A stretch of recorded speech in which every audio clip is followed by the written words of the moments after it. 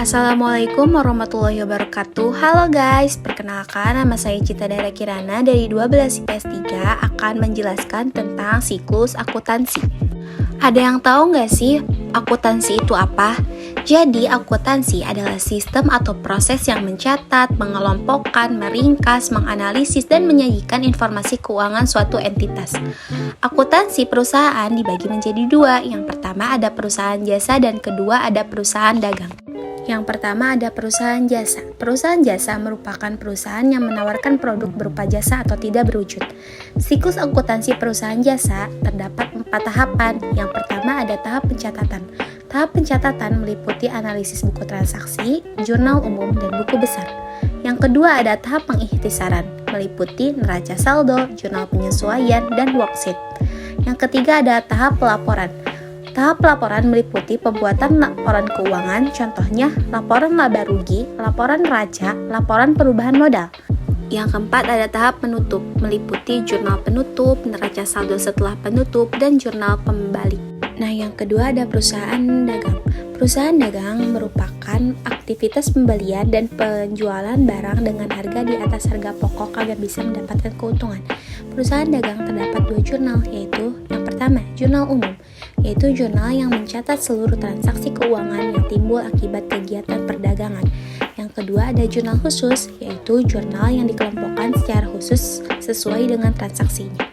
Jurnal khusus dibagi menjadi 4 loh guys. Yang pertama ada jurnal pembelian, yaitu jurnal untuk mencatat semua transaksi pembelian barang dagangan secara kredit. Yang kedua ada jurnal penjualan, yaitu untuk mencatat transaksi semua penjualan barang dagangan secara kredit. Yang ketiga ada jurnal penerimaan kas, yaitu jurnal untuk mencatat semua transaksi keuangan yang diterima secara tunai atau per kas atau menambah kas. Yang ketiga ada jurnal pengeluaran kas, yaitu jurnal untuk mencatat semua transaksi keuangan yang mengeluarkan uang secara tunai atau per kas atau mengurangi kas. Siklus akuntansi perusahaan dagang dibagi menjadi 4. Yang pertama ada tahap pencatatan, yang kedua ada tahap pengikhtisaran, yang ketiga ada tahap pelaporan, yang keempat ada tahap penutupan. Tahap pencatatan. Jurnal adalah tempat mencatat seluruh transaksi sehari-hari secara umum. Buku besar adalah kumpulan akun yang digunakan untuk merangkum transaksi yang telah tercatat dalam jurnal. Posting merupakan kegiatan memindahkan catatan dari jurnal ke buku besar. Nah, selanjutnya ada tahap pengikhtisaran. Yang pertama ada neraca saldo. Neraca saldo adalah suatu daftar tempat mencatat secara sistematis saldo-saldo akun buku besar berdasarkan kelompok akun. Yang kedua, ada ayat jurnal penyesuaian, merupakan jurnal yang dibuat dalam proses pencatatan saldo dalam akun sehingga saldo mencerminkan jumlah yang sebenarnya.